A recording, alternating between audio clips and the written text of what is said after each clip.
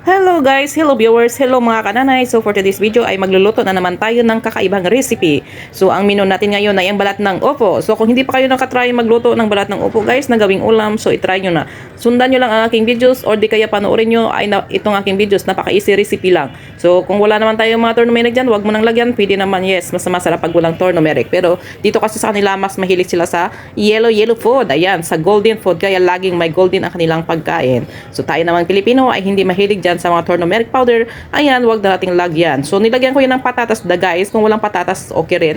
So kailangan lang natin ng bawang, sibuyas. Sa marami naman sa ating ayaw ng bawang kasi maamoy daw yung bawang. Pero hindi nila alam na ang bawang ay isa sa mga panlaban sa ating mga katawan, sa mga bakterya na pumapasok sa ating katawan. So, kaya kung hindi mo pa alam, kumain ka na ng bawang in the way you want. Kung ipiprito mo o di kaya fresh with honey.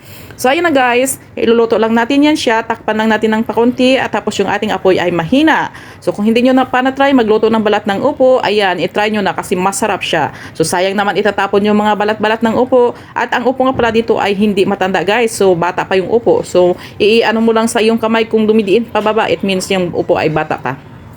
At ngayong alam mo na ginugulay pala ang balat ng upo, sana sa susunod na pagluto mo ng upo ay hindi mo na maitatapon ang balat at ang upo ay kailangan batang upo at hindi gurang. So, I hope na may natutunan ka at na sana maging wise tayo sa panahon ngayon lalo na at mahal ng mga bilihin. See you in my next video para makakuha ka ulit ng mga panibagong tips at panibagong ideas sa pagluluto.